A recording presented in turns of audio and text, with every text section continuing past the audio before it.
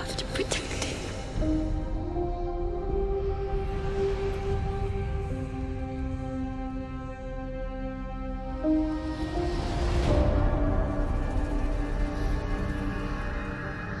This horror that's come to my family. It's all because I couldn't love a motherless child. You are a Stark. You might not have my name, but you have my blood.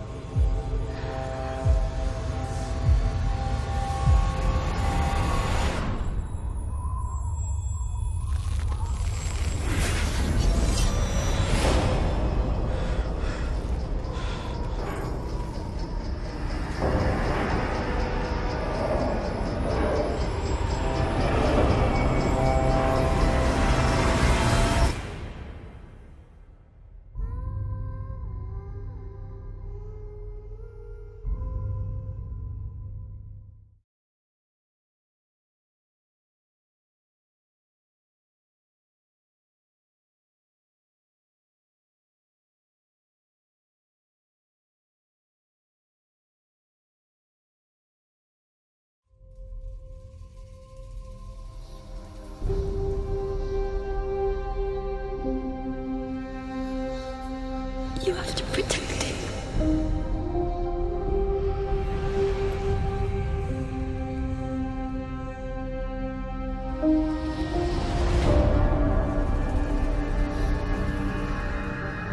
This horror that's come to my family. It's all because I couldn't love a motherless child. You are a Stark. You might not have my name, but you have my blood.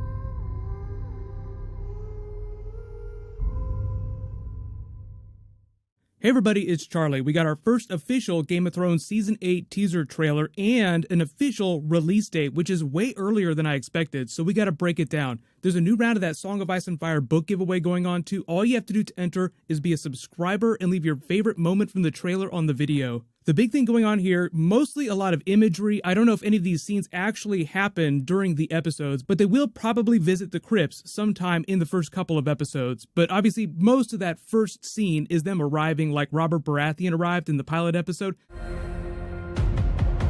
Winterfell is yours, Your Grace. There's also another really big Easter egg in here for the pilot episode when Robert Baratheon and Ned Stark were walking through the crypts to go to Lyanna's statue. So if you don't remember, they're really mirroring the Long Walk promo that we got last year. It was sort of like the first big teaser with Jon, Daenerys, and Cersei each walking to their thrones. But obviously this is focusing mostly on the Starks at Winterfell because that's where we're going to be when the season picks up. And there's a lot of heavy-handed foreshadowing about them dealing with Jon's Targaryen heritage and what his internal struggle is going to be over his true identity. Am I a Targaryen? Am I a Stark of Winterfell?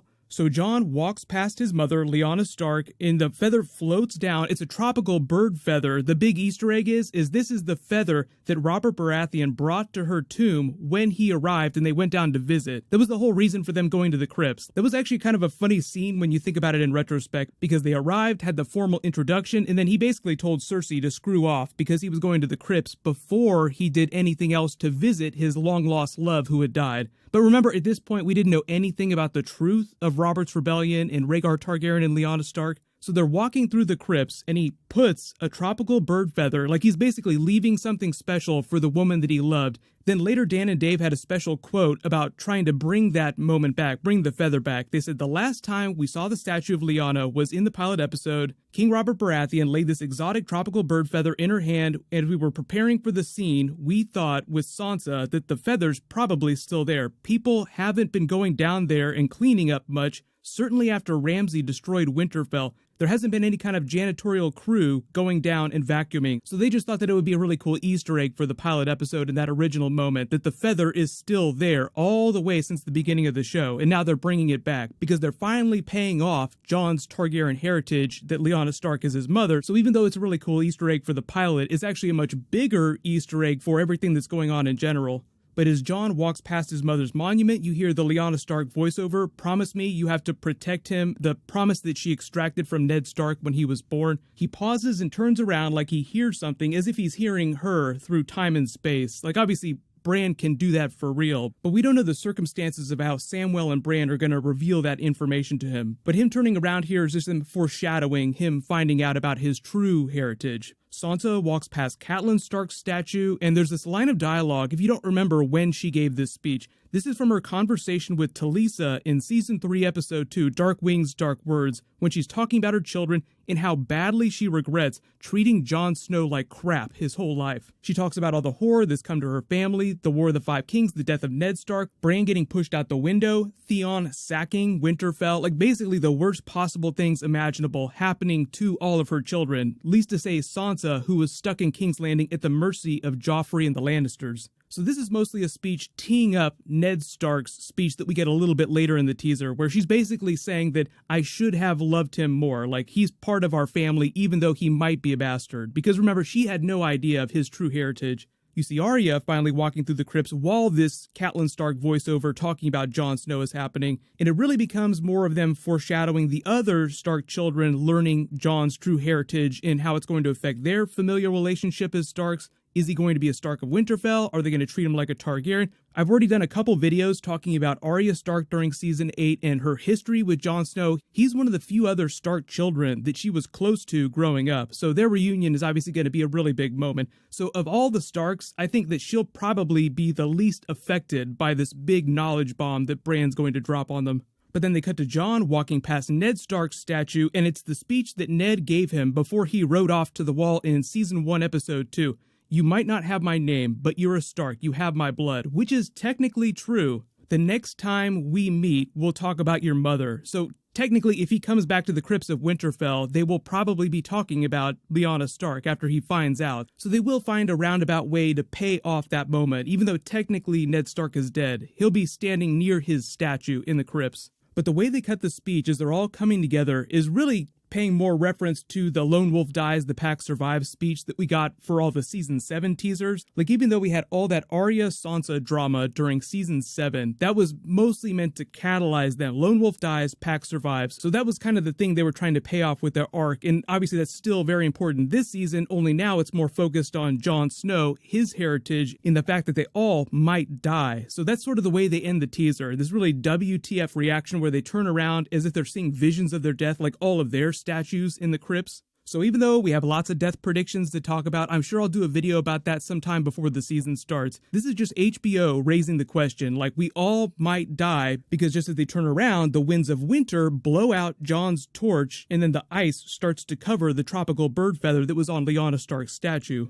Obviously just teasing the coming of the Night King and his army. They all start to draw their swords. Jon draws Longclaw, Arya draws Needle, but you also see the Valyrian dagger on her hip there, so she will be fighting with that, but Needle is her primary weapon. I would not be surprised if they find a way to pay off, stick them with the pointy end when she and Jon are sharing some scenes together before some big battle. Like as they ride off, you hear him say it again. Don't forget, stick the White Walkers with the pointy end. Although technically she'd want to stick them with the pointy end of the Valyrian dagger. But the other big reason that you all probably detected that we're having this Winterfell teaser as the first big one is because that's where the first big battle with the Night King is going to take place in the White Walkers. Now obviously he has to wind his way down with the army of the dead through the last hearth in the Karstarks, R.I.P., say your goodbyes to them if they're not all still holed up at Winterfell. They're probably actually still people that live up there, but I think the idea is that most of the armies are massing at Winterfell. So there are probably not that many able-bodied soldiers left at those castles, so it's not nearly as bad as it could be. I know you're all probably disappointed that there's no Ghost in this teaser. I think they were trying to do something that was the least spoilery option that they had, and it's really expensive to do the special effects for Ghost. He is a part of the season. Ghost will be coming back during season 8. He's at Winterfell right now. There was a deleted scene from season 7 where Jon is leaving to go treat with Daenerys and try to form the alliance, where he says goodbye to Ghost. They have a really nice scene. They wrote it, they shot it, it was all good to go, but at the last minute they had to cut it for time. They just decided not to include it. But don't worry, final season, Ghost, one of the few direwolves, along with Nymeria, that are still alive. Obviously, he'll be a big part of the battle against the Night King. So that's why the episodes are so big and they spent so much money on it, so that they could pay off all those big things. And we wouldn't have to go another season asking, hey, wait a minute, they're up at Winterfell walking around. Ghost never leaves Jon's side. Where is he right now? Why isn't he in frame? So do not be surprised if you see him pop up during that next big trailer that they release, which might be February, early March, but obviously there's so many other characters, so many other storylines to pay off. We'll see all that stuff when they start dropping proper trailers. So we'll get more with Daenerys, we'll learn more about the dynamic between her and the people at Winterfell. We've already got a little teaser for that. We haven't seen anything of Cersei, the Golden Company, Euron Greyjoy, or anyone at King's Landing yet. That'll also probably be in that first trailer. We don't really know exactly what their marketing campaign's going to be like, so I don't know if they're going to try and break this up into different camps and release separate teasers, or if it'll just be another proper trailer the next time we actually get footage. But the real big news is that the premiere is happening April 14th, way earlier than I thought. I didn't think it was going to be till like the week after that at the earliest, because what happened is, the reason why we're getting it earlier, which is great, is because they're doubling up on episodes of True Detective and probably Big Little Lies. So I can't remember the last time HBO did that, but I think they all sense that everybody wants the season as fast as possible. It'll be one episode per week for 6 episodes. Just a reminder, some people are still surprised that they're only doing 6 episodes. What'll happen is there'll be more promos, more trailers, all kinds of EPK and footage that they'll be dropping, so I'll do videos for everything. Leave all your requests in the comments below, and what I might do is I might do a Q&A video sometime next week for the trailer, so if you have any specific questions that you want me to include on that, just let me know in the comments. But click here to rewatch that opening scene of Jon and Daenerys arriving at Winterfell from Game of Thrones Season 8 Episode 1, and click here for all my other Game of Thrones Season 8 promos. Thank you so much for watching. Everybody stay awesome. I'll see you guys tonight.